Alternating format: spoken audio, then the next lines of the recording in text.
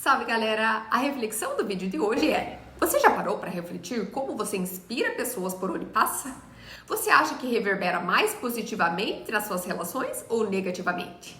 Digo de relações superficiais, no sentido de ir no mercado, ser gentil com a caixa, mesmo não a conhecendo, né? Ajudar um desconhecido com a mobilidade reduzida a atravessar a rua, coisas desse tipo, ações com pessoas que talvez você só encontre naquele momento, ou ações mais profundas, com pessoas que você tem mais possibilidade de adentrar, né? Por ser mais próximo delas. Conviver também, ou ser mais íntimo mesmo.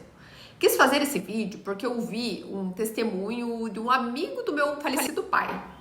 Eu acho curioso a visão das pessoas que não são da família em relação às pessoas que são do nosso sangue. Por exemplo, eu admirava muito meu pai e tinha uma visão dele e dos momentos que eu estive do lado dele ou convivendo de alguma forma com ele. Mesmo depois de ter saído de casa, eu sabia muitos padrões e comportamentos que o meu pai possuía. Mas ouvir a visão observado pelos óculos de uma outra pessoa que não é da família, que também conviveu com ele em momentos que eu estava ausente, é muito curioso. Um adendo. Um bom lugar para ouvir essas histórias ricas e incríveis é nos velórios. Você já pensou nisso? Surgem conhecidos mais próximos ou não muito do falecido que mostram como aquela pessoa era querida e como o comportamento dela impactou na vida daquelas pessoas de uma forma que você nem imaginava. Porque cada um é dono do seu curso e ninguém tem controle sobre a vida e sobre o espaço do outro, nem por onde ele percorreu, nem as conexões que ele fez. Mas uma coisa é certa, a vida é rica de encontros. Outro adendo, eu fico muito passada quando as pessoas têm um discurso contra a vacina, por exemplo. Vocês vão entender onde eu quero chegar mudando totalmente de assunto, tá? Meu pai teve paralisia infantil porque ele não foi vacinado. E isso impactou a vida dele, assim, muito. Porque ele teve sequela na perna. No entanto, isso nunca impediu ele de trabalhar, correr atrás da máquina e lutar pelos seus sonhos. Não tá morto quem peleia, é a frase que mais define quem era meu pai. E eu não vou deixar a peteca cair também, de fato. Ele também não deixava mesmo, e essa frase também era dele. Quando eu vejo pessoas com o discurso contra as vacinas, eu acho algo muito paradoxal, porque graças às vacinas, essas pessoas não tiveram poliomielite, por exemplo, e mais uma série de doenças que foram erradicadas graças às vacinas. Eu vi como a falta de vacina impactou a qualidade de vida do meu pai, mesmo ele sendo forte como um touro.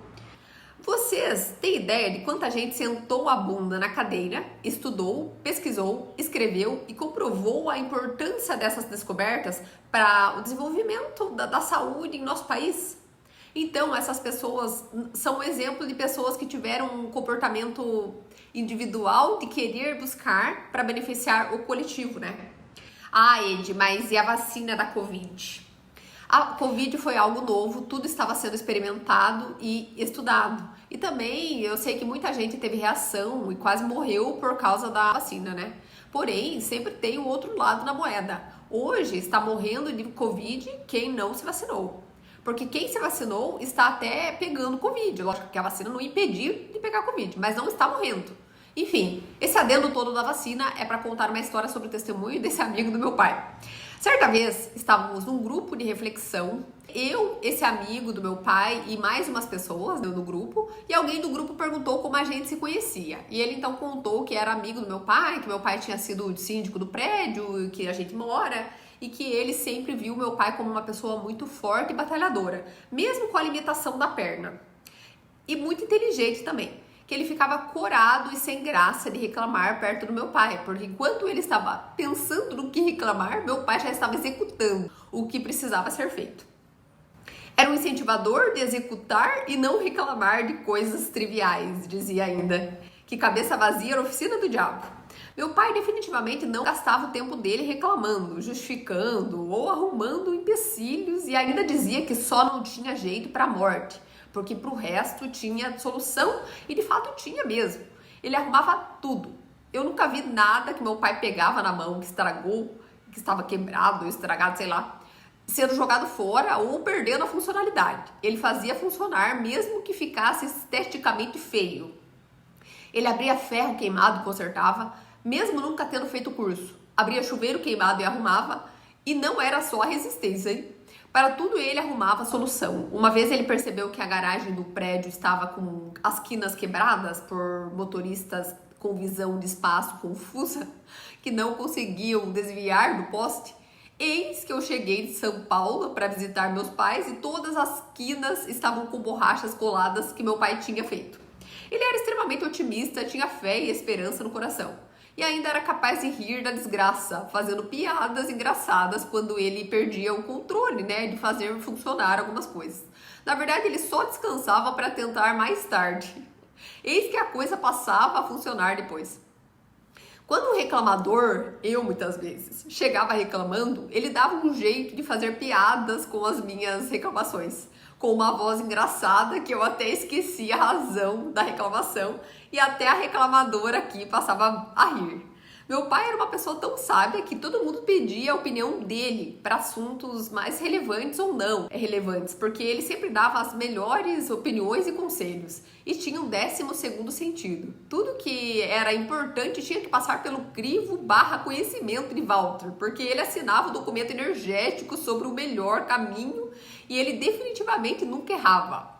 Os únicos erros que eu já vi meu pai cometendo, para não dizer que ele era perfeito, pois ele era humano, era errar alguma medida culinária. Mas ainda assim, ele consertava e ficava bom. Ele que me contou que a baba do quiabo não era ranho, e eu passei a comer quiabo com 17 anos, depois que ele fez o melhor quiabo da terra. E me mostrou que eu fui iludida quando uma outra pessoa da família mentiu pra mim quando eu era criança, que a baba do quiabo era ranho pra ela comer a minha parte. Ou às vezes que ele perdia a cancha com algumas pessoas, sabe? Fazia alguns comentários ácidos dizendo que se fizessem exame de fezes, reprovavam. Confesso que o fato de eu ser estressada e pavio curto às vezes veio do meu pai, que nunca levava desaforo para casa. Mas sei que ele engoliu muito sapo também. Quando eu mudei para São Paulo, a gente se comunicava por e-mail e ele escrevia a mensagem toda no assunto do e-mail. E quando eu abri o e-mail não tinha nada. Eu morria de rir. Aí um dia eu liguei para ele, corrigi ele nunca mais errou. Os melhores jargões que eu já ouvi na vida saíram da boca dele. Alguns que eu nunca vi saindo da boca de outras pessoas. Às vezes eu desconfio que meu pai era uma espécie de profeta, ou ele inventava os jargões, mas que faziam muito sentido. Hoje eu vejo que ele usava o lance da perna como compensação. Como não tinha como remediar, o que não foi prevenido via vacina, ele via a vida de outra forma. Não teve jeito para a perna, mas para todo o resto teve. Ele prevenia possíveis problemas e resolvia quando acontecia. De certa forma, a fraqueza da perna passou a ser a fortaleza para todas as outras coisas da vida. Esse não era só meu pai, mas era pai da resiliência também, se eu tivesse uma irmã mais nova. Talvez, se eu tivesse ouvido esse testemunho do amigo do meu pai em outro momento, eu não teria maturidade para entender. Então foi providencial ter sido agora. Finalizo esse vídeo dizendo que eu fiquei muito impactada e emocionada positivamente com o que compartilhei aqui, pois eu pude ver como o nosso comportamento, independentemente do tamanho, impacta outras pessoas ao nosso redor. E muitas vezes inspiramos pessoas que nem sonhamos. Obrigada por me ouvir até aqui e lanço essa pergunta. Você já impactou alguém positivamente hoje? Um abraço e tchau!